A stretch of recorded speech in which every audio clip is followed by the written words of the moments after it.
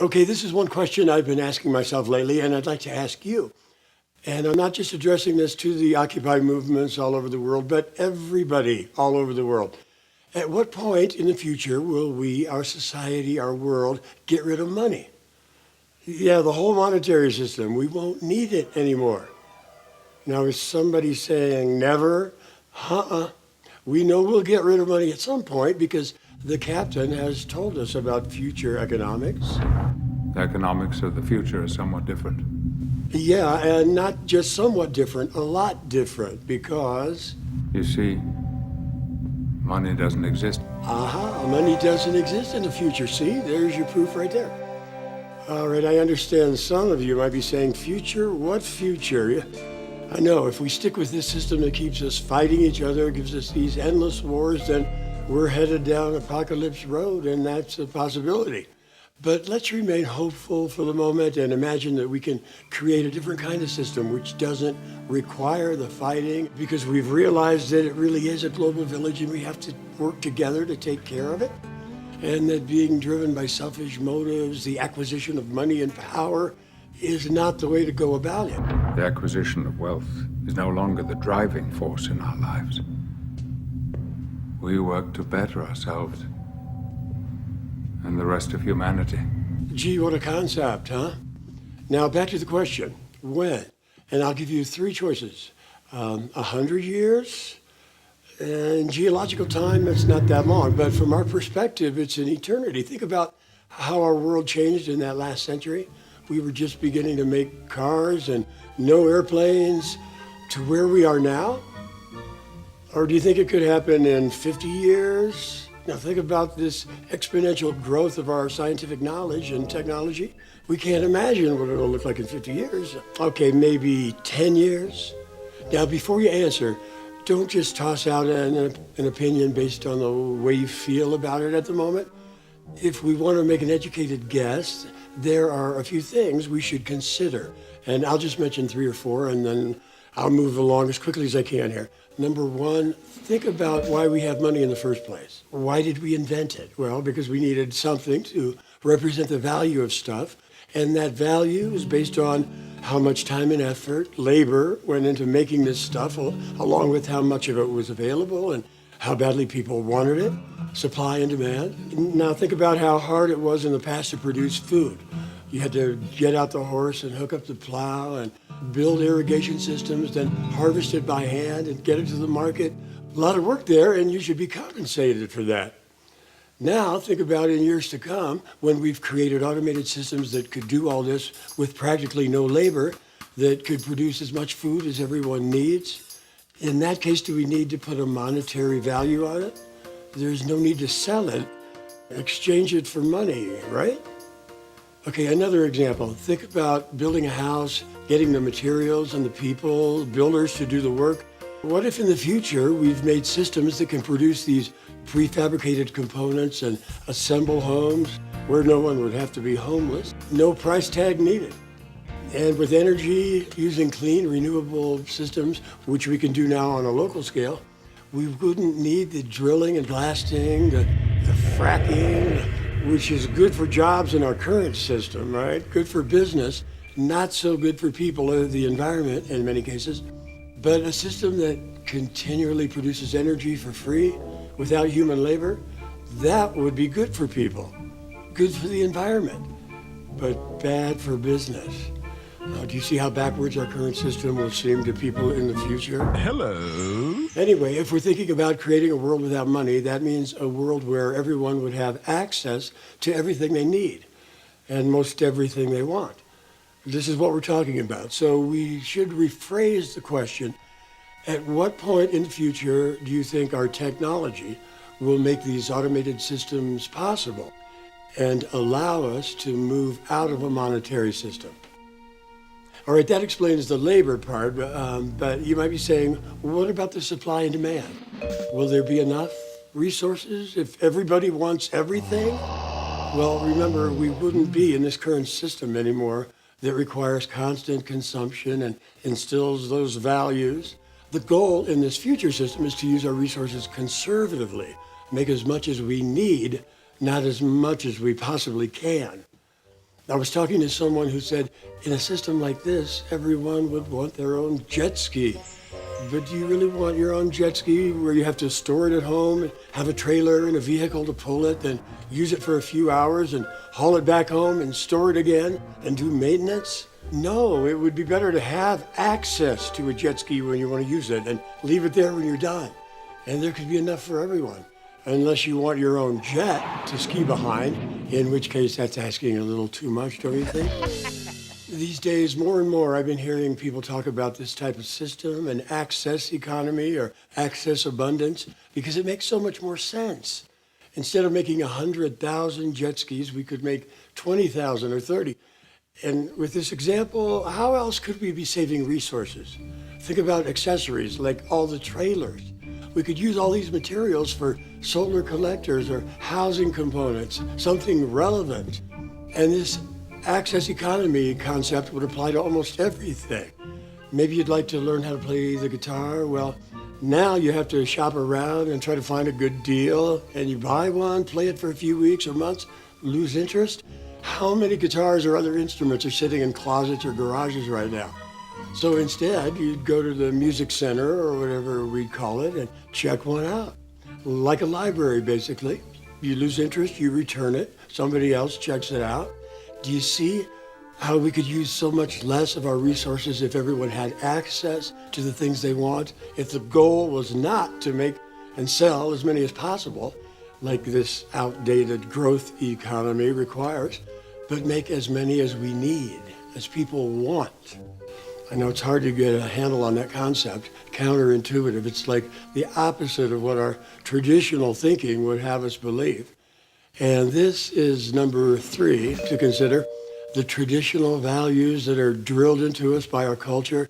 And it's something that could work against us, that hinders our growth, makes it harder to transition into an updated system because people tend to hold on to what's familiar. We're fearful of something different or unknown. And the small group of people who are in power, they don't want to see any change in these values.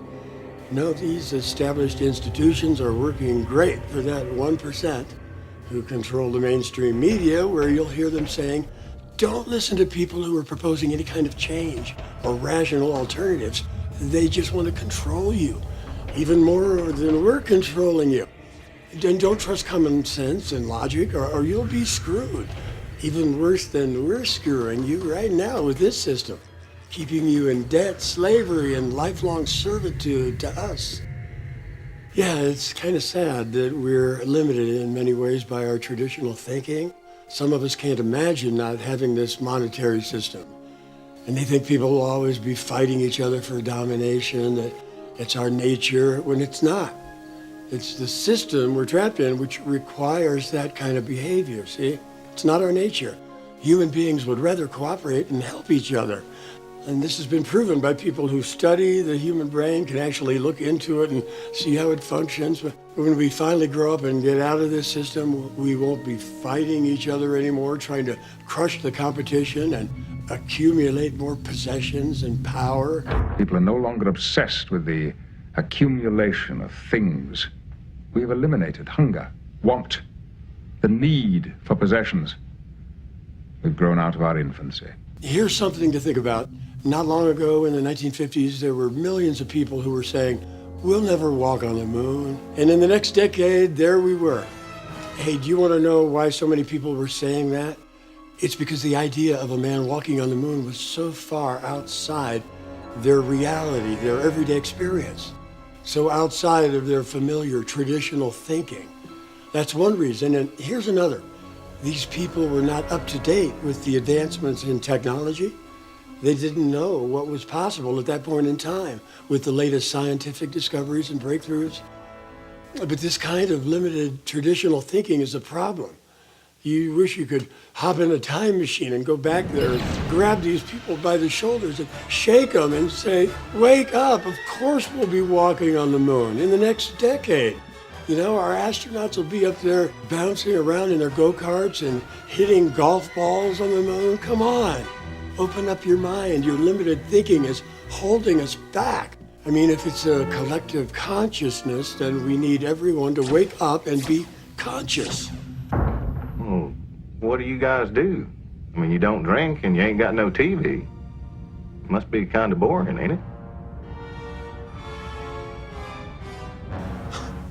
Okay, here's one last thing to consider. We see how these cultural values and our traditional thinking could slow down this transition. But here's something that could counter that and work in our favor, and that is the rational thinking that people are doing now. When looking at the reality of our predicament and then at what is actually possible, when they get up to date with the latest technology, looking at how things could be so different, seeing the possibilities, the benefits to the health of our planet and our environment and our own health. And once again, what's the main reason things would be so different? Money doesn't exist. Right. Without the restrictions of a monetary system, everything changes. When automated systems are doing their work, then money becomes obsolete, along with everything else related to it. And it's mind-boggling when you start to think of all the ramifications. So let's run through here. Come on, full ramification ahead. All right, we started with simple money to represent real things, then some banks and more banks with bigger branches, and central banks with their criminal reserves, investment banks, lending institutions, savings and loans, commercial banks, private banks, offshore banks, credit unions, equal opportunity lenders, stock markets and brokers, and commodity exchanges and traders, gold dealers, financial advisors. Oh my God, look at all these things. And what's everybody doing in these occupations? Counting numbers. Yeah, that's right. People need real things, food and housing and energy, but we're just moving numbers around. So many numbers that we need new occupations, accountants to keep track of them, yeah, and some internal auditors and accounting clerks and budget analysts, tax accountants. And if the numbers don't add up, we'll need lawyers, trial lawyers, business attorneys, and a court system where they can fight it out. Your Honor, these are the correct numbers. If you just add the net assets with the gross profits and subtract the income credits of the mortgage-backed securities from the losses on the credit swaps and deferred annuities, and the game plays on. Oh, and you know, there's a lot that can go wrong with all these things, so we'll need insurance for our business and our workers and our homes and cars, our health, and what else? Oh my God, just look at all the things that we can make up. How about kidnap insurance? Yeah, you bet. Terrorism insurance, why not? Insurance against alien abduction, sure. Somebody tried that. We'll try anything to keep the pyramid growing. Lots of forms to fill out and endless paperwork where we can write more numbers and then move those numbers around. But remember, this is what we're getting rid of. We're letting go of this for our next generation. So let's feel good for them. This is happy time. Come on, smile, damn it. Plaster on a big smile for me. It gets better. Yeah, there you go. All right, no need to have representatives in Washington making decisions for us. These decisions are made right there in your town, by your community, for your community. No need to debate budgets, no money. We'd be discussing resource allocation maybe and the best ways to keep our automated production systems running efficiently, improving them in your own community. Bureaucrats, politicians 1,000 miles away will not be required. Not working for them anymore. Don't need to give them a portion of your work. Hey everybody, no taxes! Does that give you a tingle in your jingle? Come on, let's celebrate. For our next generation, I guess. I'm jealous, envious. I mean, wouldn't you like to be a part of that generation when We've grown out of our infancy. Hey, don't feel bad if you're working at any of these occupations that are irrelevant to what people need. You're in the majority. Wow. Yeah, that's right. The majority of us are working at things people don't need. It's funny. No, it's not. It's not funny. And, you know, these aren't the only problems that disappear with money. Think about crime. Is anybody robbing anybody else? No.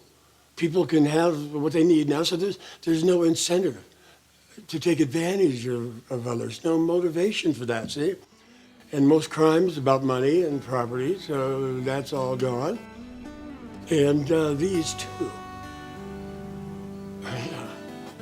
And this, that. You begin to see how money just might be the root of all evil. But don't think this is going to be some kind of utopia, because there will still be problems. And I bet you can think of a few. Breakdowns with the systems now and then, which can be fixed, but they're problems.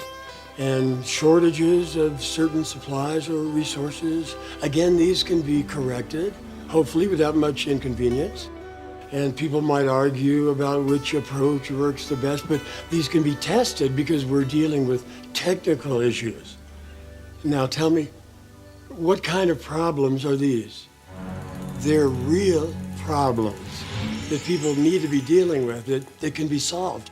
And wouldn't you rather be spending some of your time working with and solving problems that are relevant or related to projects in your community, instead of the kinds of problems that we have to deal with now? Yeah, there's a lot of sickness generated by this system, and we all suffer from it to some degree. Think about the values we profess to strive for. Do unto others, treat your fellow human beings with respect, empathy, love. But we have a system that rewards just the opposite. The people at the top are the best takers, the best at gaining advantage over others.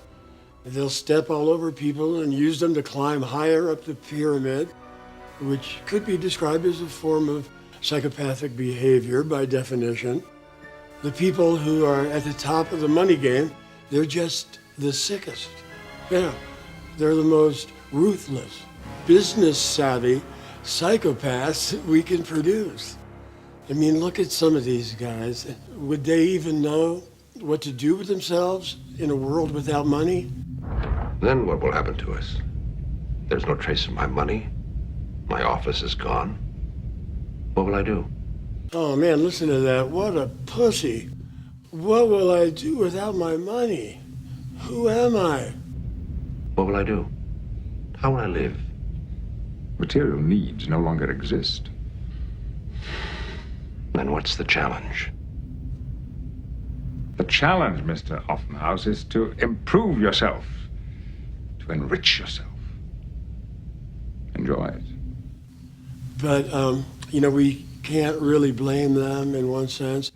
It's the game we've created. And at its highest level, it's about cutthroat competition, domination, crush your competitors.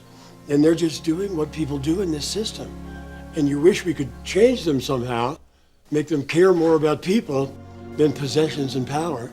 Might not be possible, though, when we're in this game. We have to change the game. Money is something we've needed in the past, a necessary evil. And we've created this huge artificial structure to support it, a big old wall, and we keep building it up, piling on the bullshit, but it's crumbling now, foundational flaws. And it's a wall that just divides us. It's time to dismantle it. The wall must come down, this iron curtain made of paper. Hey, here's my new battle cry. Mr. Moneybags, tear down this wall. What do you think, huh?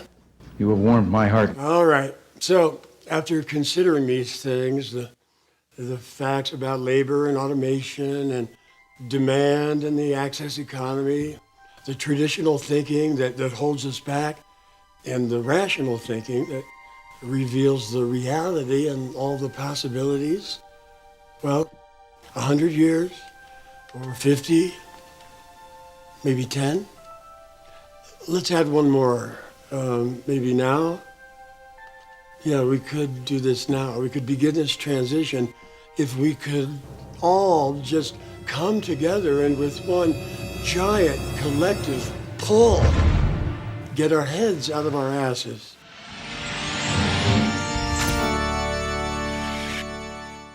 And I'll leave you with that pleasant thought and the realistic possibilities when we've grown. We've grown out of our infancy.